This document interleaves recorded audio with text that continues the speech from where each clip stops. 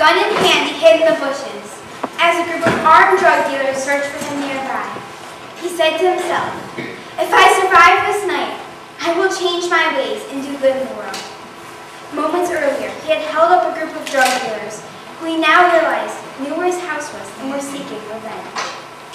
Many people become as desperate as Henry Covington was that night. Unlike him, few ever find their way out. But we can change that. Detroit needs our help, and the best way to help is to start with the kids our own age. With a roof over my head, food at every meal, a great education, and a loving family, I have all the gifts in the world. Unfortunately, many kids aren't so lucky. My goal in this speech is to motivate you to seek out and create your own community service project to help our city. But why focus on Detroit? Until this past summer, I had never seen anything like the parts of Detroit that I was in.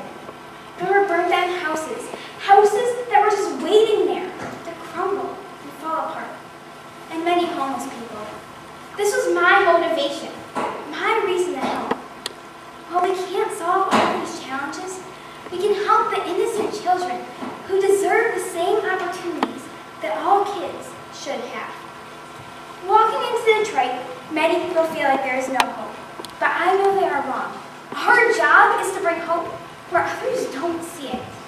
But I have come to realize that many people from the suburbs often want the help, but are afraid to enter these neighborhoods. It is possible to help and to do it safely. I know, because I spent this past summer volunteering with Summer in the City, and it is not scary at all. Summer in the City is a nonprofit that organizes volunteers to help improve Detroit through painting, gardening, running a day camp, and other hands-on activities. Learning the reality of how difficult these kids' lives are, hopefully, will make you want to make a difference. Here are some statistics about kids in Detroit. These statistics range from educational challenges to poverty at home. In 2011, Detroit's high school graduation rate was 62%, while Michigan's statewide graduation rate was 89%. 3 out of every 4 children are living in low-income families.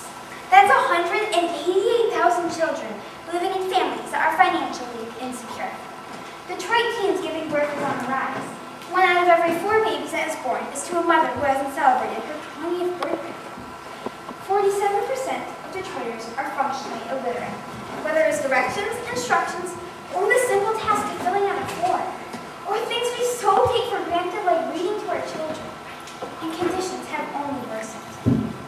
All of this may seem so overwhelming that you might ask, why is Mama trying to help? One real answer, I believe if we don't, who will? Hearing the stories about the good others have done to help our city inspired me to find a way to help these families and children who face these difficulties every day. Fortunately, I realized I had a way to make all this possible. My bat mitzvah would give me a way to bring people together to do something. Bat mitzvah is a coming-of-age ceremony for a Jewish girl, often involving a large celebration. When I thought about how I wanted to celebrate my bat mitzvah, I knew I wanted to do something to serve the community, to make this special day of my life not just about me, but to be something that can never be forgotten by making a difference in other people's lives. I wanted my celebration itself to be a good deed. Through Summer in the City, I formed a connection and a friendship with a girl in Detroit named Jasmine. She looked around her neighborhood and saw how many kids lived in poverty, and she wanted to help me with my project. Since my bat mitzvah was close to Halloween, and we knew that most kids were not able to trick-or-treat, mostly because it is not safe for them to go out at night alone, we thought that a Halloween carnival would be what kids would most enjoy this time of year. So for 6 months, we planned and created Sweeten Up Detroit. And on the Sunday of my bat mitzvah weekend, we had 4 buses bring my friends and family down to the city to Glazer Elementary. That afternoon, the Glazer Elementary community played over 30 carnival games, got their faces painted, jumped through a bouncy obstacle course, created fairy rings and shields, won lots of prizes, and walked away with new books they got to pick as they left the party. All of this was run by my friends as part of my bat mitzvah celebration. It was a lot of work,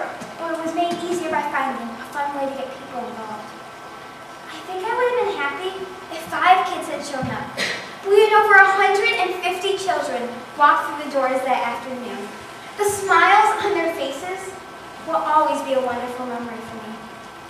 There are many benefits for donating time and energy rather than money, not the least of which is being face-to-face with the people you're helping. A little girl who had just had her face painted by one of my friends said that she was the luckiest girl in the world. Being with the people you're helping brings joy to everyone and builds relationships and real communities. While helping others is the main goal of a community service project, there are some wonderful benefits for the volunteers too.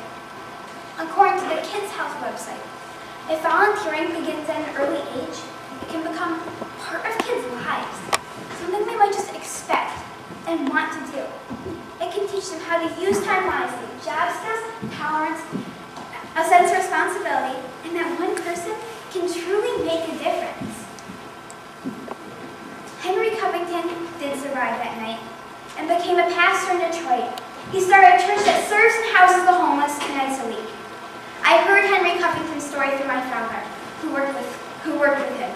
His life and work inspired his parishioners, a book by Mitch Albom, and it also inspired me.